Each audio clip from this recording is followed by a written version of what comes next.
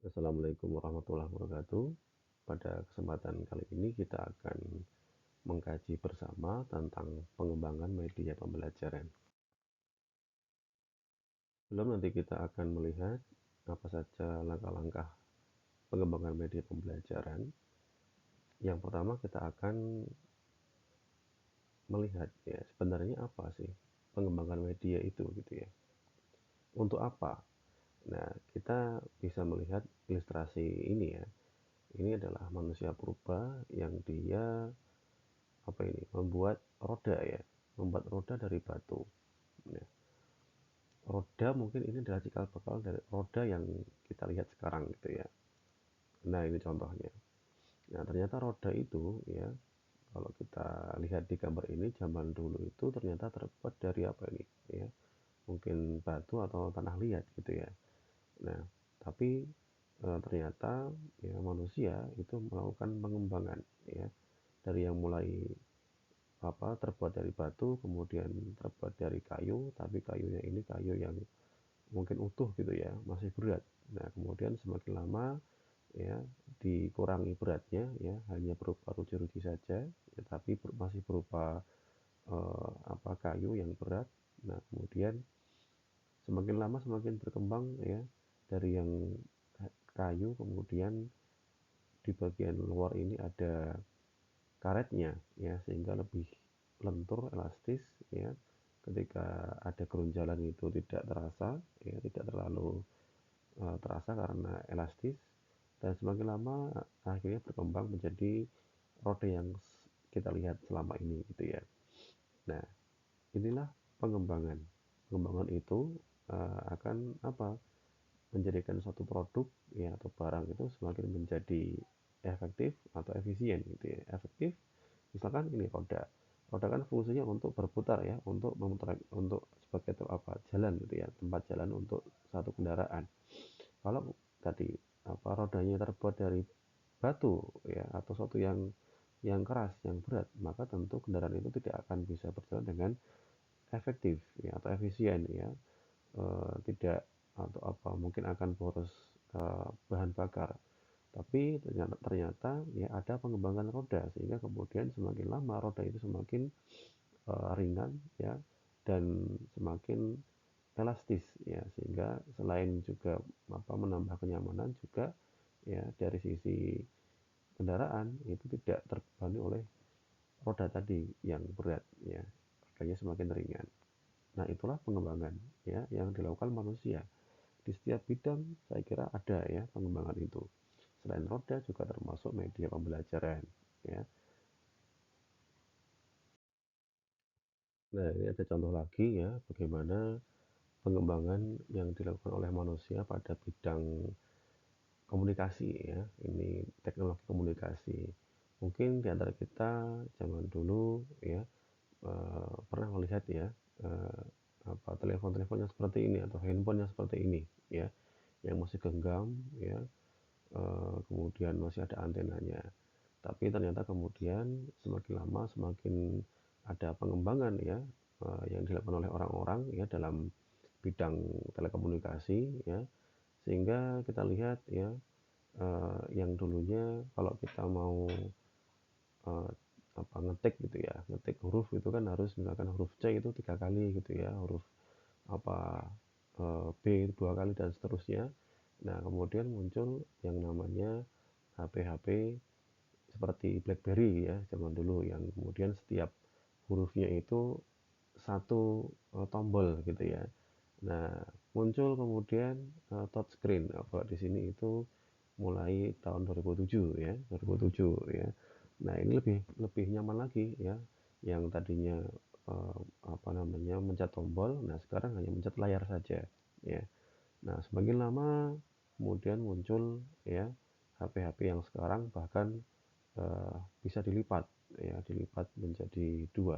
Nah, inilah pengembangan ya di bidang telekomunikasi ya, yang dulunya mungkin HP-nya itu berat ya, dan tombolnya juga dipencet susah. Nah, sekarang touchscreen dan bahkan kemudian bisa dilipat. Nah, itulah contoh-contoh pengembangan ya, yang pada akhirnya dengan pengembangan itu akan semakin menambah efektif atau efisien suatu produk. Nah, kemudian sekarang kita masuk ya model-model pengembangan. Sebenarnya ada banyak ya model-model pengembangan. Ada ADDIE, EDI, ya, 4D, Pour and Goal, dan seterusnya. Tapi kita sekarang ya kita hanya mengkaji atau kita membatasi pada model EDI saja ya. Oke, desain pengembangan EDI ya, kita akan melihat. Nah, ini kita akan melihat langkah-langkah utamanya dulu ya. Nanti setiap langkah akan kita kaji bersama. ADDIE itu sebenarnya singkatan dari Analyze, Design, Develop, Evaluate, dan Implement ya. Nah, kita akan mengkaji yang pertama ya, Analyze ya, analisis. Apa yang dilakukan ya pada tahap analisis gitu ya. Nah, yang pertama ya, kalau kita bicara tentang pengembangan media pembelajaran, maka yang pertama adalah kita melakukan analisis kebutuhan belajar ya, atau kebutuhan pengembangan media pembelajaran. Ya, dengan cara apa? Ya, kita bisa dengan observasi, dengan wawancara, dengan melihat di sekolahan seperti apa gitu ya, apa kebutuhannya. Kemudian ya, analisis karakter peserta didik atau siswa ya. Misalkan siswa itu lebih suka atau lebih banyak gaya belajarnya apa? Visual, audio, atau kinestetik ya. Atau siswa itu misalkan dari sisi apa ya, mungkin kepribadian ya, dia ekstrovert atau introvert. Nah, itu bisa menjadi analisis ya untuk pemilihan media pembelajaran. Kemudian setelah itu ya, selain analisis kebutuhan karakter siswa, juga analisis kurikulum ya. Kurikulum penting ya, karena kita tahu bahwa ternyata setiap periode itu ada perubahan kurikulum ya, dan apa yang dipakai di sekolahan itu bisa jadi berubah ya atau berbeda, sehingga kita ya sebagai nanti akan menjadi orang yang mengembangkan media pembelajaran harus menganalisis kurikulum yang dipakai di sekolahan ya, minimal tahu apa CP-nya, capaian pembelajarannya, apa tujuannya, apa indikator pembelajarannya.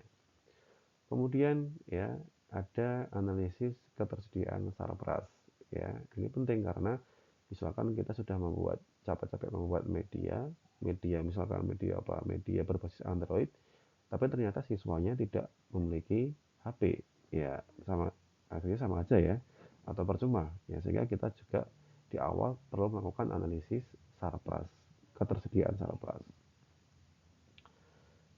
Yang berikutnya analisis tujuan pembelajaran. Nah, ini ya mirip-mirip dengan tadi ya kurikulum sebenarnya ya, tapi ini lebih spesifik. Jadi memang tujuan itu harus diperhatikan dari awal, apa yang menjadi tujuan akhir dari materi yang akan kita buatkan media pembelajarannya. Berikutnya tahap desain ya. Setelah kita menganalisis tadi kebutuhan, karakter siswa, dan lain sebagainya, maka kita masuk di tahap desain. Nah, yang pertama yang kita lakukan di tahap desain ini adalah kita menentukan jenis media. Ya, jadi tadi setelah ada masukan-masukan ya dari tahap analisis, nah maka kemudian kita menentukan jenis medianya apa gitu ya. Bisa apakah visual, audio visual, atau yang lainnya gitu ya. Nah, kemudian setelah kita menentukan media, ya kita menentukan tujuan khusus media kita. Ya, ini perlu kita sampaikan di awal karena kita ini juga nanti akan menjadi batasan kita ya, batasan kita untuk membuat media. Akan sejauh mana kita membuat media itu, nah maka kita perlu membatasi tujuan pembelajarannya atau tujuan khusus media yang kita buat. Kemudian ya setelah kita menentukan tujuan khusus media, kita menyusun kerangka materi. Artinya kerangka materi yang melekat pada media. Ya, kita ingat bahwa media itu ada dua unsur ya. Ada unsur hard file dan soft file. Hard file itu adalah perangkatnya ya, apakah nanti berupa kertas atau papan tulis atau berupa apa film gitu ya. Software itu adalah materinya ya, kontennya apa. Nah, kita perlu menyusun kerangka materi. Kemudian setelah itu kita ya, menyusun kerangka tampilan media. Ya, tadi mungkin lebih ke hardware-nya gitu ya. Tampilannya seperti apa? Ya, yang nanti akan menjadi eh, wadah dari materi yang akan disajikan. Kemudian berikutnya menentukan kebutuhan alat atau bahan ya yang digunakan. Misalkan ini ya, contohnya ini gitu ya. Ini akan membuat media apa ini kubus mungkin ya. Nah, maka alatnya misalkan apa? Cutter, bahannya apa? Misalkan kertas, ya, pensil dan sebagainya. Ya. Nah, setelah itu ya, setelah ini dilakukan, maka kita akan masuk ke tahap berikutnya yaitu tahap develop. Nah, pada tahap develop ini ya, yang kita lakukan adalah yang pertama mengembangkan tadi kerangka materi ya.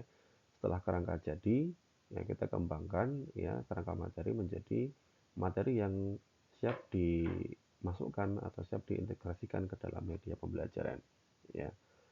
Kemudian mengembangkan tampilan media atau kerangka media tadi ya. Nah, sehingga bisa menjadi produk atau prototipe media gitu ya, atau draft awal media gitu. Nah, kemudian setelah kerangka materi dan kerangka tampilan media itu dikembangkan ya menjadi prototipe, nah maka kemudian dilakukan yang namanya uji kelayakan ya, uji kelayakan prototipe media atau draft media ya, draft awal media oleh pakar ya, atau yang sering disebut dengan tahap validasi ahli ya.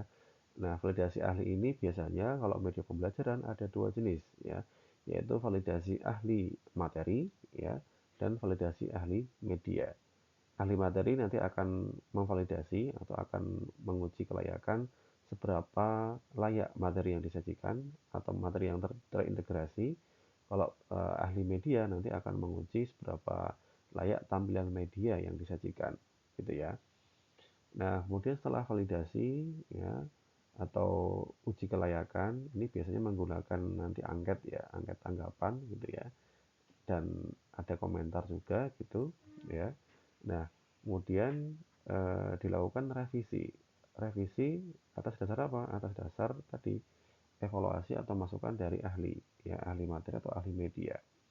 Nah, setelah revisi ini maka kemudian muncul produk ya, produk pasca revisi.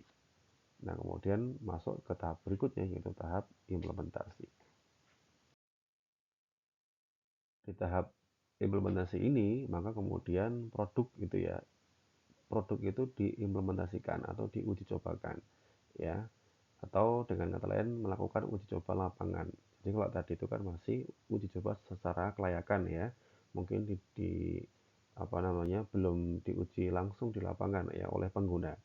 Nah, ini sudah diuji oleh pengguna atau dilakukan apa namanya penggunaan media tadi itu langsung oleh pengguna. Siapa? Yaitu siswa misalkan gitu ya. Nah, ini contohnya misalkan uji coba produk berupa mobil gitu ya. Nah, maka eh, yang menggunakan yaitu langsung penggunanya gitu ya.